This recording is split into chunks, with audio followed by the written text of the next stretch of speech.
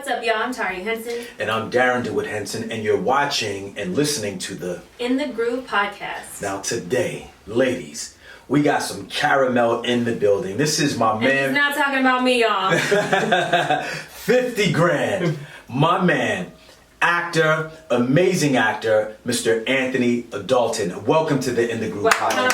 Thank you so much for having me, my brother. It's good to be here, man, with you. So look, on this show, we want people to know the real you. So tell us a little bit, because, you know, I got some personal things to say about this. Where are you from? I'm from Indianapolis, Indiana. Indianapolis, Indiana. Colts fan. And when I heard that, one of the first people that I thought about is my man, Amp Harris. Amp Harris. Right? Yes. Like, bro. If you go through Indianapolis, like, I happen to think that Amp is the mayor of Indianapolis. Yeah. Because anything that happens in Indianapolis almost has to go through him. It has to, especially like entertainment, sports, and he's everything. I look up at the Tyler Perry opening, and he's there. He's there, of course. You know, okay. You know, he has his imprint on everything that's back home. Amp Harris, I believe, has the key to Indianapolis. So if you need to get into Indianapolis, he's the door you got to go through. Shout out to my man, Amp Harris. He was doing all the black expos back then and all the sports events, everything, right? Yeah. So, born and raised in Indianapolis, and you had your eyes set on acting when?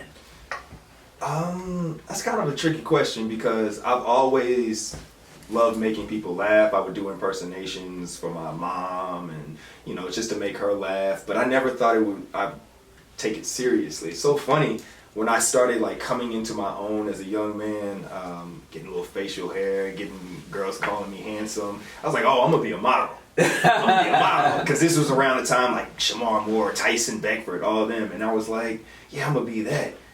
And then I had a friend who modeled, and he got into a motorcycle accident, and he really couldn't do it anymore. And I was like, oh, I need to do something else, because, you know, that affected you mentally, right? Absolutely. I'm a rider. I still ride, so I know how that can affect just people. in a blink of an eye. I mean, he was working, and I was like, that's cool, traveling and everything, and it just got shut down. And I was like, okay, you know, what can I do if my looks or something happens to me? Gets taken away. And you never thought about comedy? You said that you were, you know, doing impressions, making people laugh. I did, but everyone thought I was going to be a comedian. But I think a shift happened when girls came into play.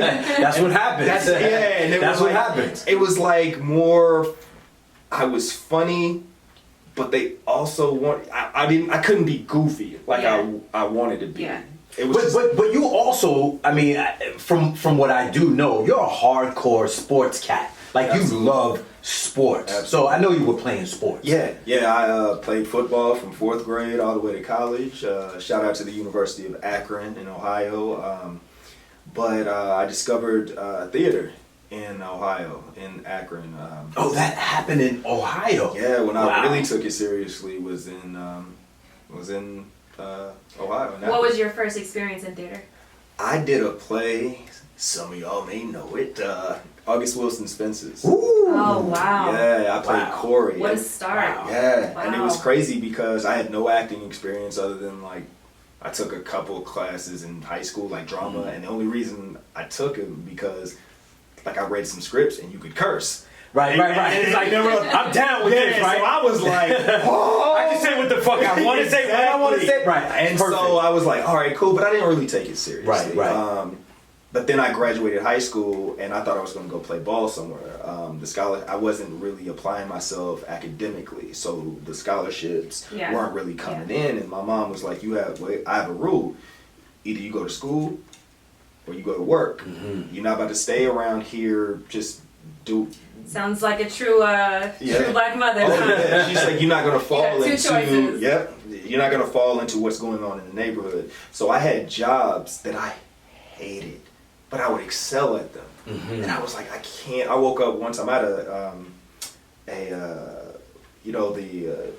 they'll call you, what are they? Telemarketing. telemarketing job. But I excelled because I would do voices and make people comfortable. I'd be like, hello, I'm trying to get in contact with, and it was just my messing around. But that was a thing that started you off in acting and realizing that you could actually do different voices or be different people. Yeah, because people are quick to hang up. Yeah. And so you have to, So you had to play that UK Caucasian or something voice, else, or, just doing that to... break the ice. Break the ice because... I still do it when bill collectors call. I'm sorry. It's not possible for me to speak to you right now because I'm not the guy that you're looking for. You know what I mean? Yeah. No, he does it at restaurants. He does it at stores and wherever I still we go. do it. It's so much fun to do, right? He does this Jamaican one, and I swear this lady was like, well, where are you from? He's like, Kingston. So it's funny until somebody from that place is like... It's like, it's not a good accent, you know what I mean? Brother, you have to work on it a little bit more, you know what I mean? Yeah. But I would do that, and just to break the ice, because if you're calling someone in Iowa, they don't get people from the UK calling. That's right. So it's like, and I'm selling these things, so I would excel. I excelled at this, and so I got promoted, and I'm like 19. Wow. And so I'm going to business meetings at 19 and going to golfing events. Happened early. And I'm like, my friends are coming. You didn't want to do this. No, my friends were coming. But I was making good money for a 19-year-old kid. Mm-hmm. And my friends would come home from college and have all these stories. And one of my best friends, he played ball, and my other friend played ball. And I'm like, man, I want to. And one day I just woke up and I was in tears. I said, I can't do this. Can't do it anymore. I said, I can't. So I applied. One of my best friend, he was playing ball at the University of Akron. He's like, man, I know you doing the modeling thing, trying to in Indiana, and you working, but some of these guys, man, they're not good. And they're on scholarship. I know, why don't you just? I said, man, all these schools rejected me. I'm not. So you were in a place where you said, I'm going to do this or I'm not going to do this, but I'm not going to put all my eggs in one basket. So now, we got to talk about this. You're on one of the biggest and hottest shows in America right now. Yes, sir. Sisters. Yes, sir. How did that happen? Man, just honestly, excuse me, an audition. I had a show with Tyler before called The Pains. It was a spinoff of House of Pains. We did okay, but we didn't get another season. Tyler had called me. He made me a series regular on that show. I was only supposed to be in 6 episodes. He brought me up to a series regular. That's nice. Right. we like those bumps. Yeah, we like those. And so he had seen my auditions because I had worked with him on a play called Laugh to Keep From Crying. Mm-hmm. That's the first introduction to Tyler Perry. And I had spoke before I moved here. I said I was going to work with Tyler Perry. You spoke it into existence. Spoke it into existence. We talk about vision boards all the time. Yes. Right? Mm-hmm. And so this was on your vision board per se, that you were going to work with Tyler, or your mental vision board. It was a trance. Mm-hmm. Like, honestly, I was back home. I was teaching at my old high school, back home in Indianapolis. I was living at home with moms, and I was doing laundry. And he had he used to do these talk shows where if he had a movie come out or something, and so he would have the people at the studio come, and he would interview them like Oprah. Oh, I remember that. Yeah.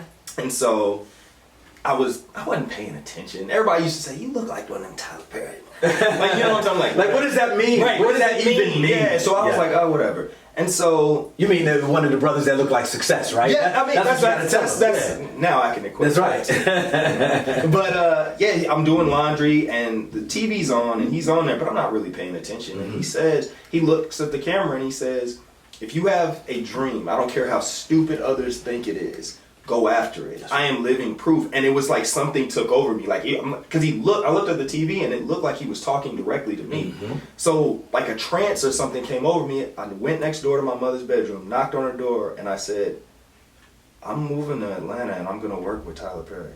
And just walked out. And my mom looked like, "What the hell are you talking about?" You just knew. And I just knew. I knew nobody in Atlanta. I came down here with $400 in my pocket, my 97 Oldsmobile Aurora, with a busted headlight, busted mirror, and just faith. Scripture says. I came from. I graduated from Akron, then I went back home and taught Indianapolis. Oh, okay. Yeah. And you did exactly what Scripture says. Scripture says, "I walk by faith, not by sight." Didn't know any. My sister had gone to college here. My sister is 2 years older than me, but she went to college at Morris Brown in like 96, 97. And I Shout out to Morris Brown. We shot Stomp the Yard there. Yeah. Okay, yeah.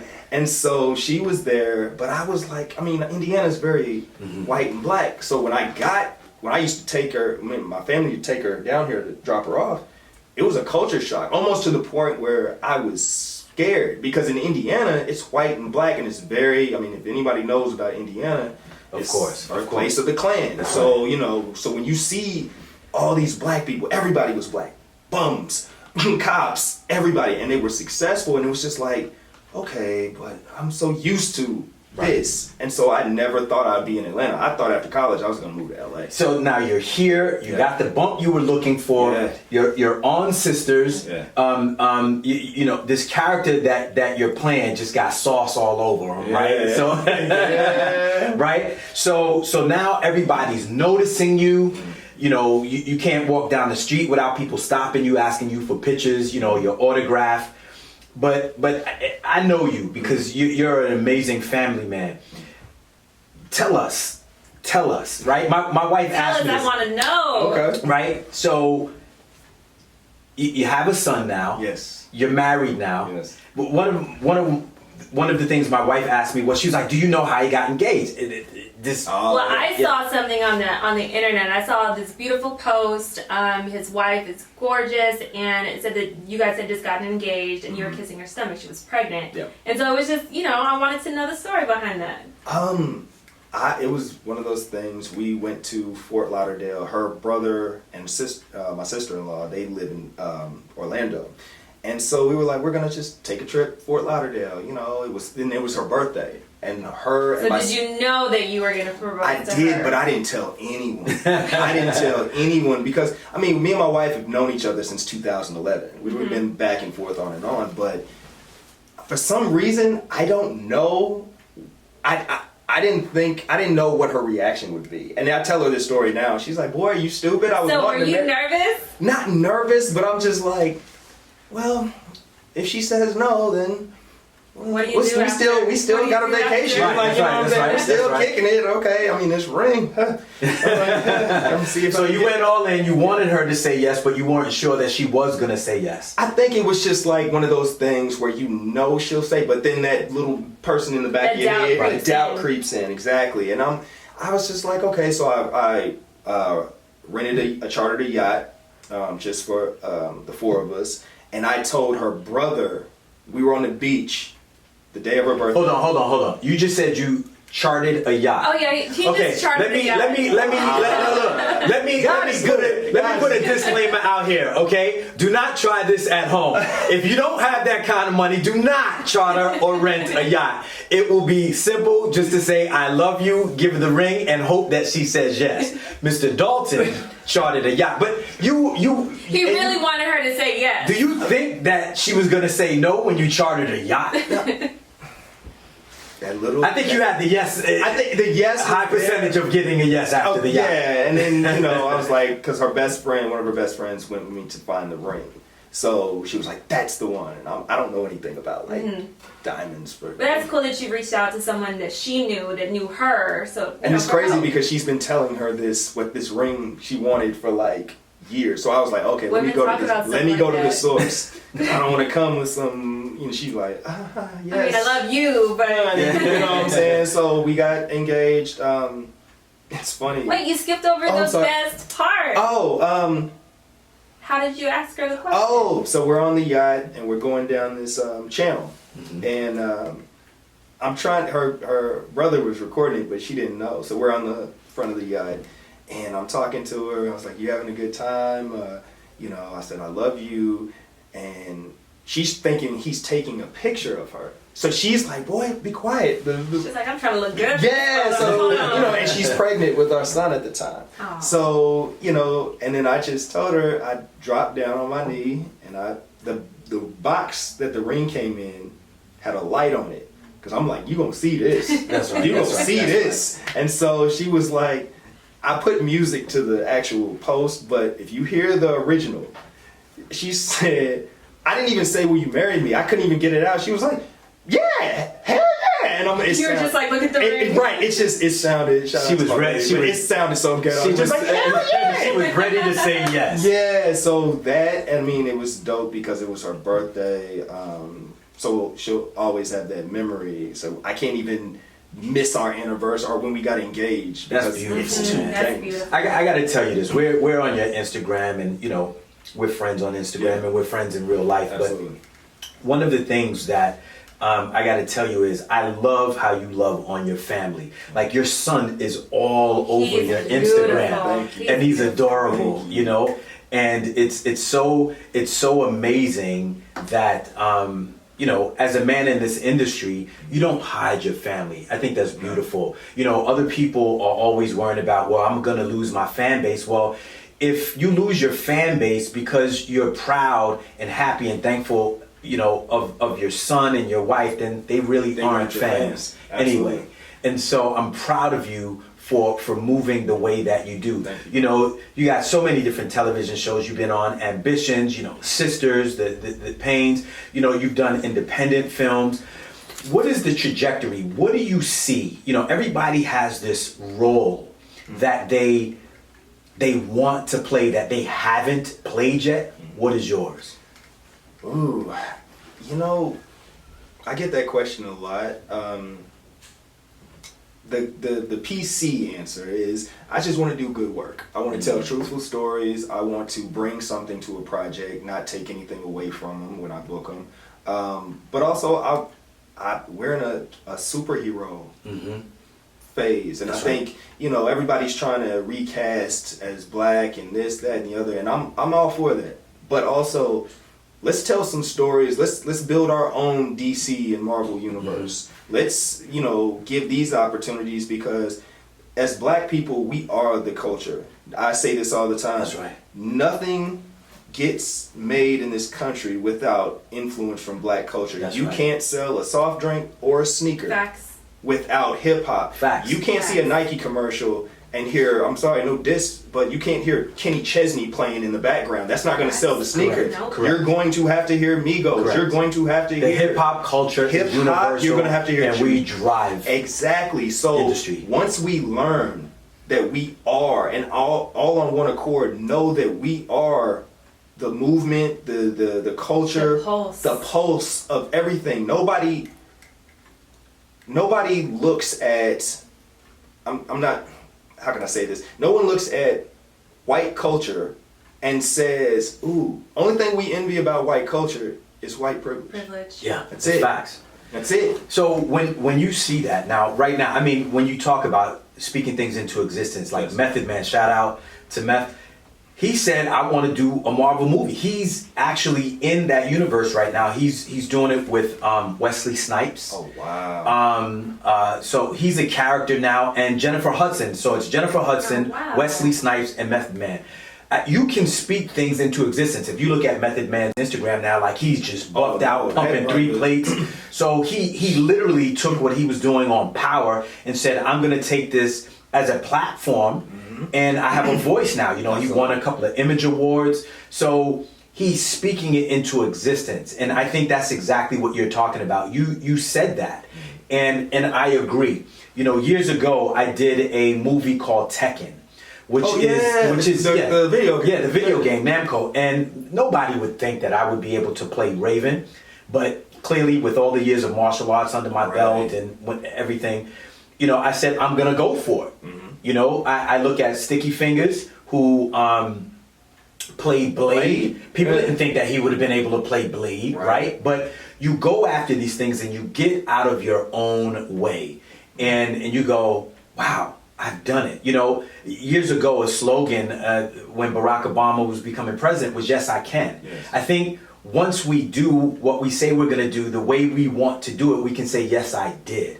And I think that's what you have been doing your entire career. You've been putting your first and best foot forward. You've been taking advantage of your opportunities. You put faith first, and you take action, and it shows up beautifully. You know, a lot of the questions that we got for you, people sent in questions, and we asked them, you know, what do you do when?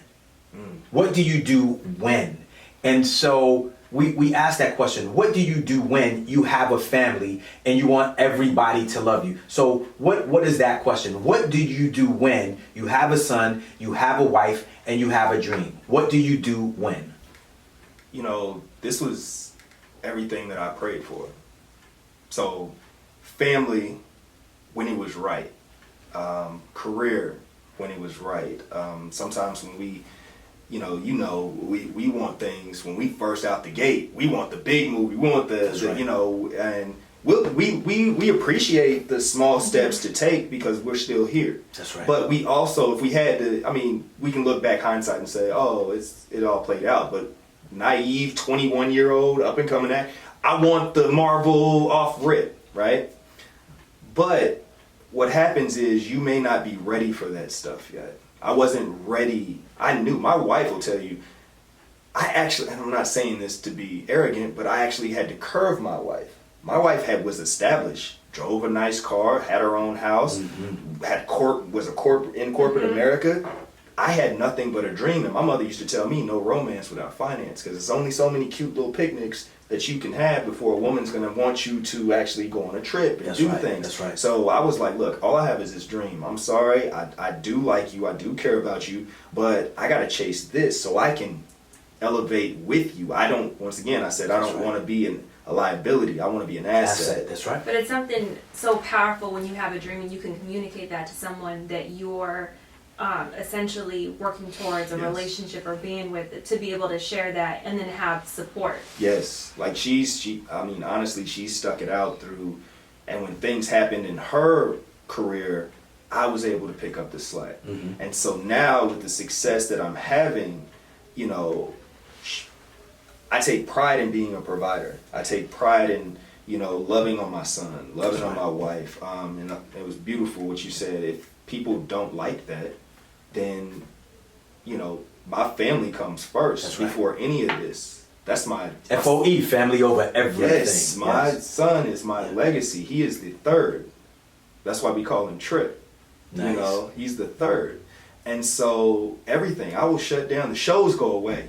That's right. Money can dry up. That's right. All that stuff. But my family. That's right. And after, losing both of my parents in back-to-back years, my family is everything because I chased this dream for so long, but then you have this tunnel vision, then you look up and it's 12 years and you're like, I got the money I can do for you, Mom. Mom's sick. That's right. Dad's sick. That's right. Grandfather's sick. Aunt passes. All these things, and you're like, no, this is where we talk about it. Taking time to really, because this business will have you thinking that this is the be all to end all. That's right. There's so many hoops that you have to jump through in this industry, and so many rabbit holes that you go down. And one of the things that we talk about here on the In the Groove podcast is you go through it to grow through it to ultimately glow through it.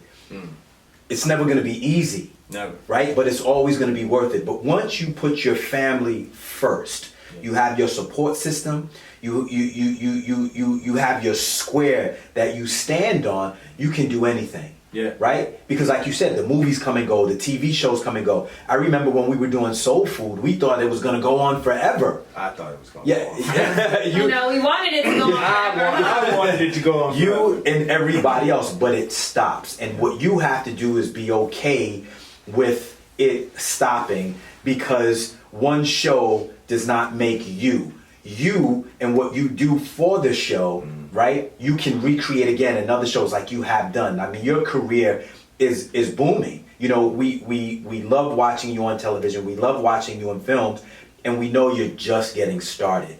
And so not only that, but you have a great heart, you've got a beautiful family, and you've got a clear mind. And that's really important. Thank you. Yeah, I try and I'm still learning. I think what's helped me in my career and my personal life is I'm not afraid to keep learning. Yeah, that's huge. I'm not. There's people that are younger than me who teach me things. I'm like I have a friend on our show, shout out to Deval Ellis, who's on Sisters, and he has a new show, Zatima. He's got 4 kids, and he's been with his wife for 20 years, and he's younger than me. And I'm like, yo, Yeah, they rocking that show. It's so good. I love that show. They're awesome. I love their videos Really, on really Instagram. good show. How did you do? I mean, 4 boys. Yeah. You know, but their growth. Shout out to Vel from New York. Yeah, from you know Brooklyn, what I'm saying? Yeah. So you know, I asked him stuff about money, managing money, because what they do when you do get success, they don't teach you how to manage money. That's right. Just like athletes and any other, profession that gives you lump sums of money when you haven't had it. They don't teach Look, you. let me tell you, I'm gonna keep it real. You know, we keep it real here. When Darren's dance grooves happened, nobody saw that coming. I mean, that DVD made over $200 million. No cash, right? And so it was tons of hands in the pot. I mean, you had everybody's hand in the pot. The lawyers, the production companies, the direct, I mean, everybody. I had created, it was called Darren's Dance Grooves, right? So one of the, and I was inspired, most people don't know this, but I was inspired by Billy Blanks. And what I realized is nobody had done this with dance. But once again, Anthony, nobody told me what to do with all that money. Right. And I turned into MC Hammer. I wanted to pay everybody's bills. I wanted to buy people cars. I wanted to send people on vacations. And what you don't know is that money doesn't last, especially when it's a split. You know, that money's a split in the pie. So I'm with you. Each one teach one, we can reach one. It's so important. And what you're saying is DeVale is kind of like a mentor to you, right? Absolutely. Because he's created that, him and his wife, they figured it out, and he can teach you what you may not have known. It doesn't matter what age, as long as we allow ourselves to be open and to be students, we can continue learn. to learn. Each one That's teach the one, we can absolutely. reach the one. biggest thing. And it's really dope that you can look at another couple and really acknowledge their accomplishments as a couple, especially as a black couple. There's no jealousy with me. I'm like, look, I want to see us all win. That's all right. of us. That's right. There's no, why can't there be me, you, DeVal, and all these other. There's enough brilliant- space in the place for all of We us. can all win. Everybody can win. I'm Tari Henson. And I'm Darren DeWitt Henson, And you've been grooved.